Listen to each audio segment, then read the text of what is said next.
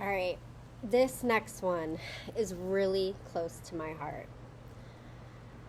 Let's say you've got a child with a developmental disability. You got the diagnosis, and that was like, it took the breath out of you, right? Even if it's years later, you're like, whoa, my child has autism. My child has Down syndrome. My child can't do this, can't do that. Consistently having problems because of their ADHD, right? Deep breaths.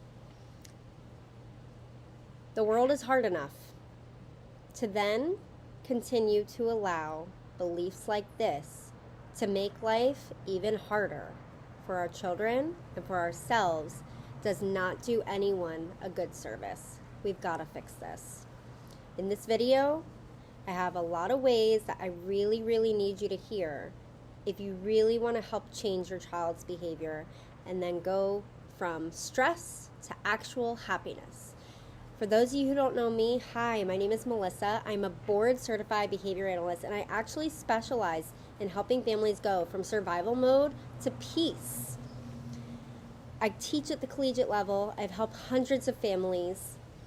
I'm a voluntary subject matter expert for the Behavior Analyst Certification Board, crisis management trained.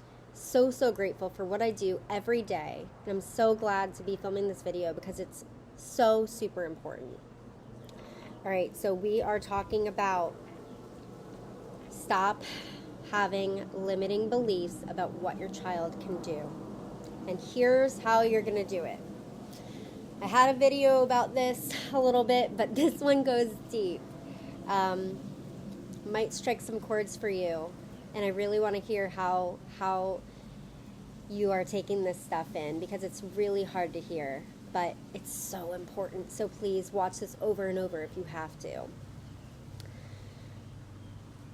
To stop having limiting beliefs, you have to get help with the trauma that you have endured related to your child's behavior.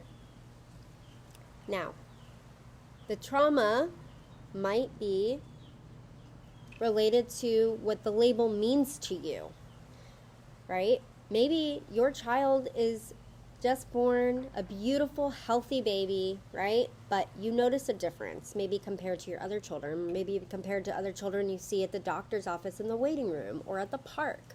Your child is 1 year or less, or a toddler, or 3, and you're starting to notice things, right?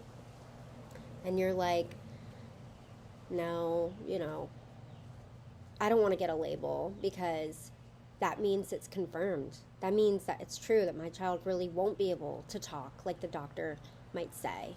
Or, I heard that children who have diagnoses of autism have to go and live in special homes, and I don't want that for my child, right? All these fears about what could be.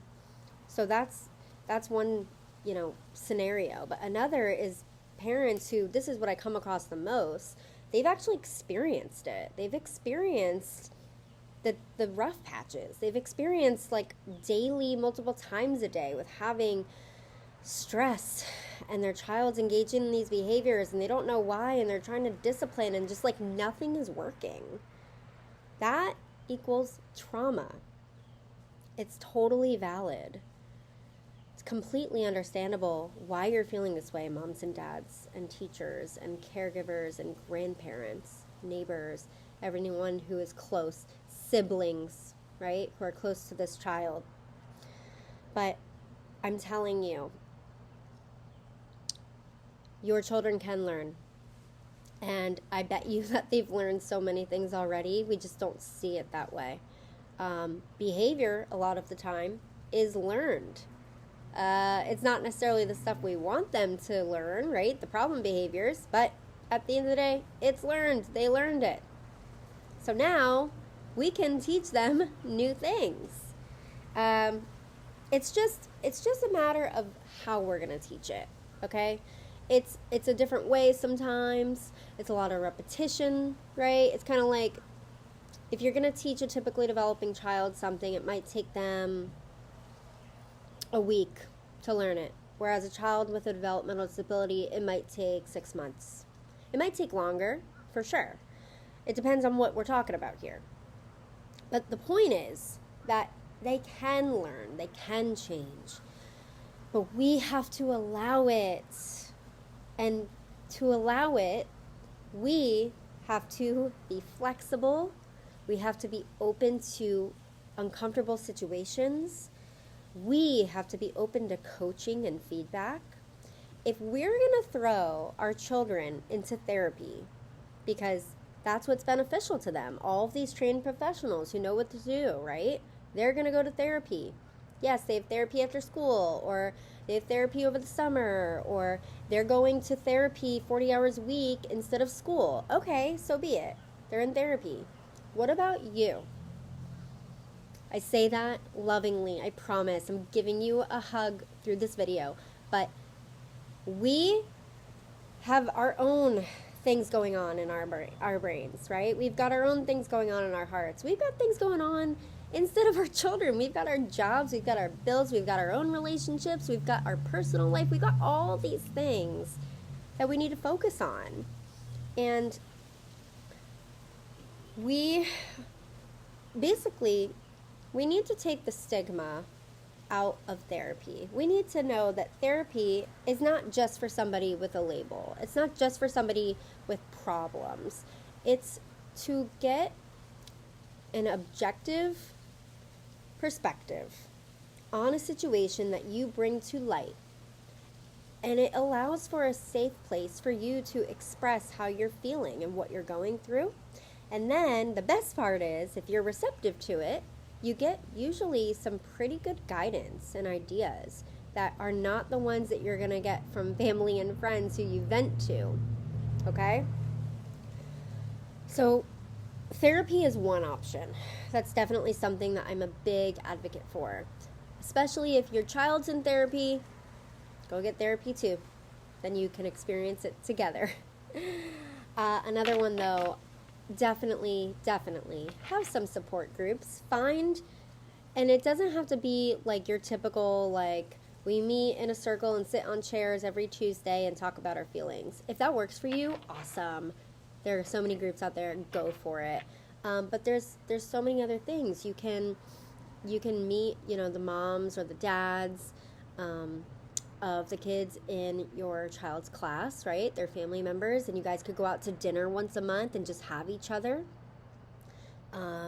You can go with your neighborhood friends and just go for walks around the neighborhood and just be able to vent, or even talk about things that aren't related to children. Just talk about, like, life. Get other things on your mind, right? Therapy, is about self-care. It's about problem solving, and it's about talking about the stuff that, is bothering you, but it's also about, like, uplifting yourself, right? Giving yourself kudos and saying the things that you're proud of yourself for. So please go and be vulnerable and try to find groups of friends. Do not isolate. I see this all the time. Parents isolate because they're ashamed. They're embarrassed. They feel like they can't go out and do anything because what's their kid going to do? Get that babysitter. Stop thinking that they're going to be scared away. They might. Some might, okay? But I'm telling you, I come across people all the time of all different ages. High school age, college, older. Once again, drop the limiting beliefs. Be open-minded. Try. Interview, of course, right? Try to have them meet. Maybe their personalities don't vibe. We don't all get along with people, okay? But just be open-minded. Don't have limiting beliefs about what your child will do or won't do in certain situations. We've always got to be open-minded. And then this leads to my last point that's really important. And sometimes this could be tough, but it's super important to just try to be grateful for all the good things and all the little things that you and your children do experience. There's so many little things. If you just sit back, I know I say this all the time, but I'm serious. Just sit and observe and watch. And I'm telling you, you're going to find at least 2 good things in a 5-minute period. You're going to find something. Be grateful. All right? So this video was about Stop having limiting beliefs about what your child could do. And do that by getting therapy for yourself, getting a support group of friends and activities that you can do that don't involve your child, right? Have your adult life. And then 3, be grateful for the things that are happening. If you like this video, please let me know. Drop a like, drop a fire emoji in the comments, and keep watching.